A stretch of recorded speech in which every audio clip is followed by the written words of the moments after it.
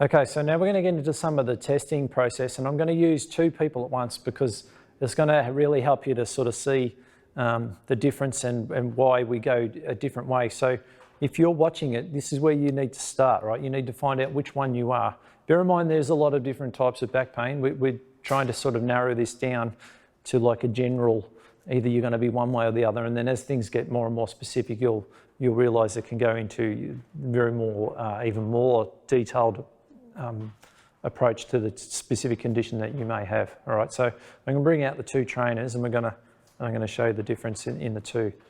All right, so we've got Mel here, and we've got Dylan, and I'm going to get them. I'm going to get Dylan. Can you go on this, or Mel, either one? I'm going to get them to face each other side onto the camera here. All right, so Mel's pelvis, she's sort of going to be, if you see carefully there, she's almost like straight. She's like she's got like no butt. All right, so pelvis is tilted under, and when she bends over to pick things up, she's going to bend like this. All right, so there's going to be like a real hunch sort of feeling. Yeah. All right, so where she hinges from is where the pain's she's going to be like real tight through here, and very most likely to get a disc bulge. This type of posture very often gets a disc bulge. All right, so we would have seen that from the posture screening that we would have already have done as well. Now we're sort of starting to see like, why is her posture like that? All right, now Dylan might have this pain in the same spot, the exact same spot, but his will be from a completely different posture, where he's in a posture where if he's standing straight up, can you see like how he's like a massive S-curve? All right, so where Mel had like a flat and there was no curvature, Dylan's got way too much. All right, so both of them probably will have pain in the same area.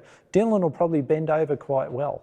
All right, but what we will find is his problem so that's actually quite a good to keep a curve there, but we'll find his problem will be when he tries to do lunging movements or positions where his hips have to be very mobile. He won't be mobile. He'll be super, super stiff, and that's where his back's getting jammed right up. All right, so what we need to do now is to confirm what our suspicions are by using a few tests, and the tests will actually lead us into telling us which way to go with what stretches and what exercises. All right, because now we just have a very good assumption. We know that, okay, we're narrowing our selection of exercises and what to look for based on what we've seen her do and what we've seen him do. All right, so it's very, very important to always do this first, because it saves you a lot of time and saves you doing things that may actually cause you harm. All right, because the things that help her are going to hurt him, and vice versa. So the opposite of each other are what they need to become. Okay, so now we're at the stage of learning how to move. All right, so I quite often with a lot of people I see who've already been to a lot of Pilates or done physiotherapy or been doing their own gym program as such, they've sort of gotten to this point but never really explored how to move correctly. They're sort of just working so much on muscles and trying to work out what muscles they need to do, and using a bodybuilding approach more or less. What I'm going to show you here is the movement approach. Will really show you where there's a lot of dysfunction in how you're doing things. So even if you've corrected your flexibility problems and you continue to move in a poor way, you still will have pain because you haven't addressed the reason of why you're in pain, which is the poor movement. All right, so we want to look at Dylan and see how he does squats.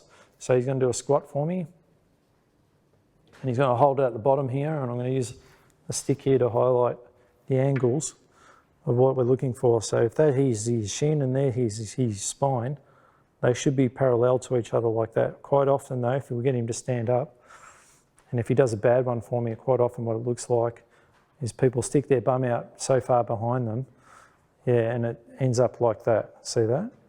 And there's a couple of reasons for that. Could have been because someone told them to never put their knees over their toes. Could be that their ankle's too stiff.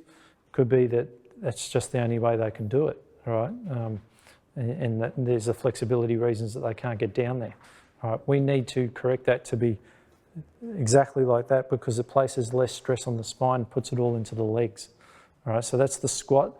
I'll show you in a second when we get to the key exercise for extension-related pain, how we enhance that squat to get more glutes into it. Before we do that, let's have a look at how Dylan does a lunge. So he's going to put his right foot forward, and then he's going to lunge down. So what we're looking for is angles of this and this, so they should be sort of fairly parallel. So especially this hip. So when he goes down again, we want this hip to tuck under. All right, so it's almost like a dead straight line. You'll see like even his, we know he's tight, where Mal would probably be in a dead tucked right under. All right, so that would be the lunge. He's not too bad, but he needs a bit of work. The bending movement we need to check. Now this is a key one, this is a big one, especially for the flexion related pain, which we know Mel, if Dylan gives us a demonstration of how Mel bends, a bad one. That's it, all right? So remember that's the disc bulge, all right?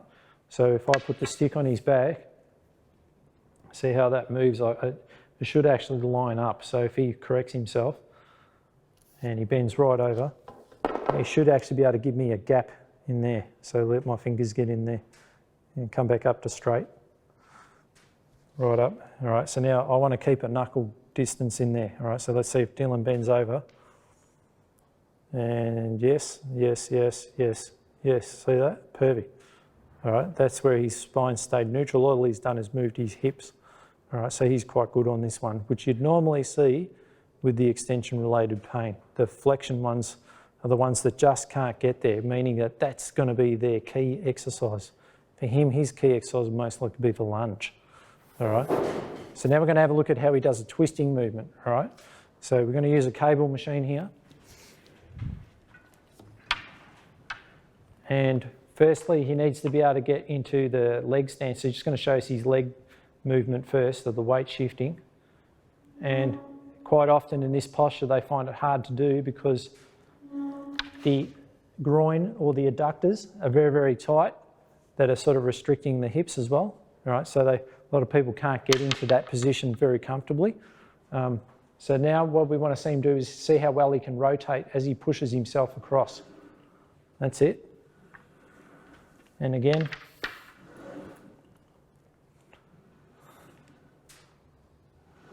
And that'd be a perfect twisting movement pattern. This one in combination with the bending are probably the two hardest ones to do. All right, so Dylan's going to set up the machine to do a pushing pattern as well.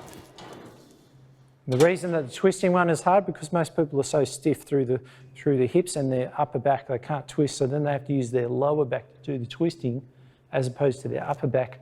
The upper back is meant to do it all. But that's why we've been testing that thoracic mobility all throughout this video. All right. So that's why most people will struggle and end up with pain from either bending or twisting. All right, so now the pushing movement pattern. If you remember earlier, I told you about the tongue on the roof of the mouth and the belly button, how it connects the legs to the upper body.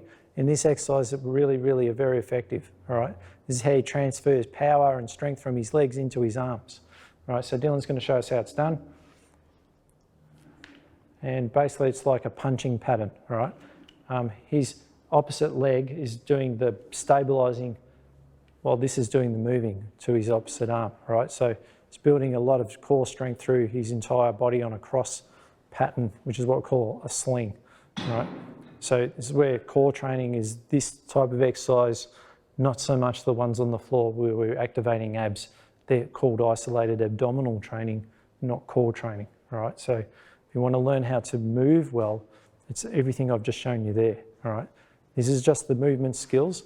Now we're going to break it up into the strength patterns of how you actually load it up for each exercise for the two different types of pain. All right, so we'll get Mel out and then we'll start with her and then we'll do Dylan.